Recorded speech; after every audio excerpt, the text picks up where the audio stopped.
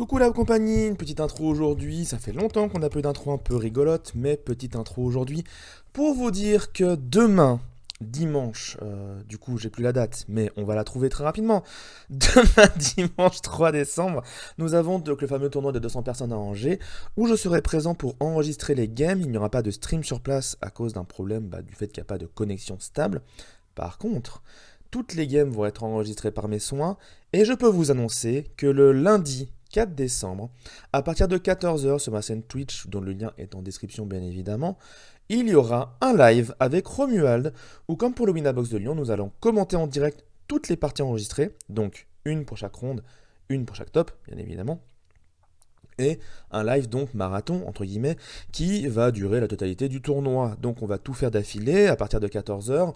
J'imagine que les phases de fin seront aux environs de 19-20 heures. En vrai ça dépend complètement de la durée des parties qui seront enregistrées. Si c'est des parties de 50 minutes, ce sera plus long. Si c'est des parties de 30 minutes, ce sera plus court, bien évidemment.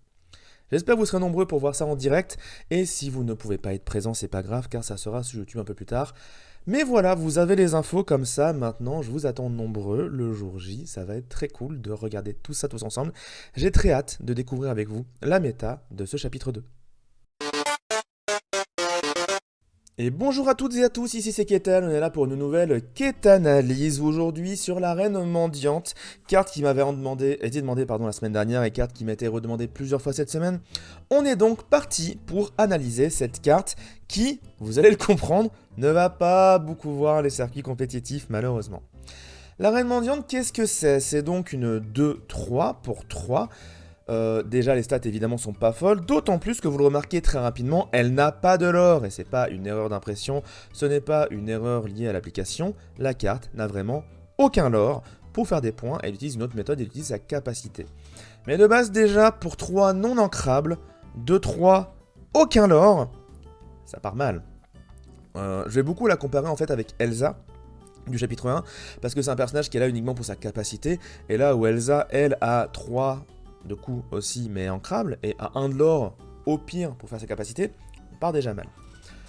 Donc, qu'est-ce qu'il faut faire avec la reine? La reine, elle va s'incliner pour que vous puissiez défausser un personnage de votre main. Quand on dit choisissez une carte personnage, défaussez-la. Défausser, c'est forcément de la main dans l'Orcana. Si jamais c'est un personnage qui est en jeu, on parle de bannir, pas de défausser pour le coup. Donc quand on parle de défausser, c'est uniquement de la main. Donc on incline la reine mendiante, on défausse une carte personnage de sa main, et on gagne autant de lore que la valeur du lore du personnage en question. Donc là comme ça, déjà, le problème c'est que pour gagner du lore avec la reine, il faut détruire sa main. Parce qu'on défausse une carte. On enlève une carte de sa main. Le problème c'est que dans l'Orcana on pioche pas des masses. Donc déjà de base on a un petit problème, c'est qu'utiliser la reine va détruire notre main encore plus rapidement que dans une partie classique. Tout ça pour faire un nombre de points de lore équivalent au personnage comme si on l'avait joué. Donc au final c'est pas fou. C'est-à-dire que si jamais on essaie de faire ça avec des petits personnages par exemple. Imaginons on se dit bon j'ai un personnage qui coûte 1, là il me sert plus à grand chose à part répartir en encre mais j'ai les encres suffisantes.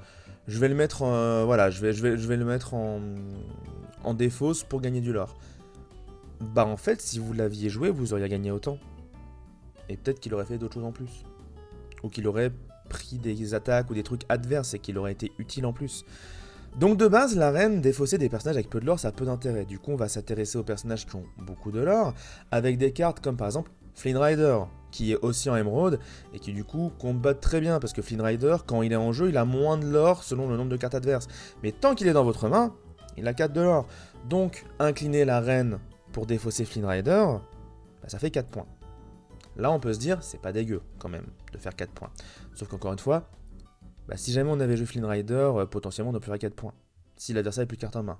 Si on essaie d'utiliser d'autres personnages à 4 de l'or, par exemple Dingo en acier, ou le fameux Mickey légendaire en rubis, au chapitre 1, là oui, pour jouer le personnage, ça coûte un peu plus cher, mais encore une fois, 4 de l'or pour faire tout ça, c'est pas assez en fait.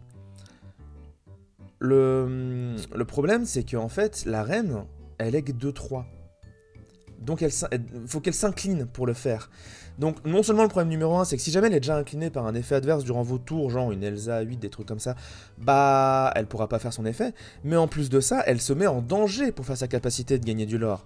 Et avec seulement 2-3 comme stat, c'est nul, elle va se faire massacrer par le premier perso venu. Pire encore, bah elle est gérable au fracassé, elle peut se faire bannir par un simple fracassé adverse. Donc vraiment, en termes de stats, ça ne fonctionne pas. Et encore une fois, pour comparer avec Elsa, l'avantage d'Elsa, en dehors du fait qu'elle a du lore au cas où de base, c'est-à-dire que même si vous n'avez plus de cartes en main, bah Elsa au moins elle peut faire du lore, et au fait que Elsa soit ancrable, et qu'elle ait une alter particulièrement efficace, on va pas se mentir, bien que la reine soit le cas aussi, mais on préférerait utiliser d'autres reines pour faire l'alter, parce qu'on perdrait tout intérêt, ce serait un peu dommage. Mais du coup, l'intérêt d'Elsa, c'est qu'en fait, Elsa, elle incline les persos adverses, donc elle permet de gérer les potentielles futures menaces avec le reste du board. Et du coup, elle s'incline, mais elle reste en sécurité, vu qu'en face, le personnage qui a été joué le tour d'avant va se faire incliner et va se faire gérer. Ici, la reine, non.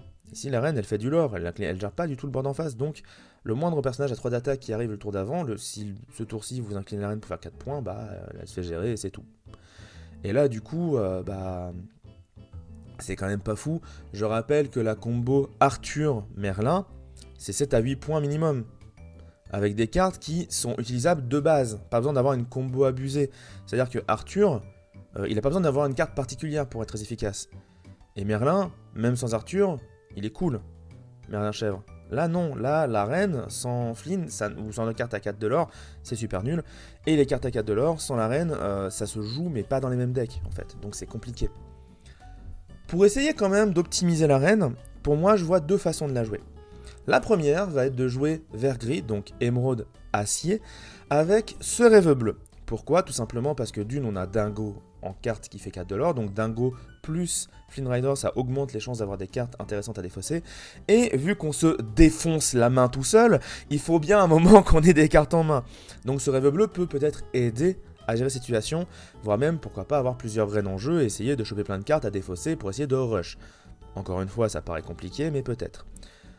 L'autre version potentielle pour moi, c'est vert jaune, donc émeraude ambre, dans lequel on va essayer de jouer des Hades non ancrables à 4 et des partir là-bas pour récupérer vos cartes à 4 de l'or dans votre défausse et les réutiliser.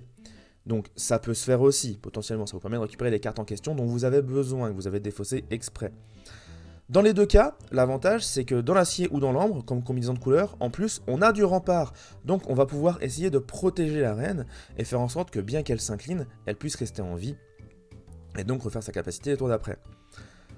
Maintenant, on va pas se mentir, même si jamais ce sont des moyens d'essayer d'optimiser la reine c'est une carte plus fun que compétitive. Et on pouvait faire un deck basé sur la reine. Ça peut être très marrant, franchement je pense que ça peut être très drôle d'essayer de jouer ça et de bloquer l'adversaire et de gagner des points avec la reine.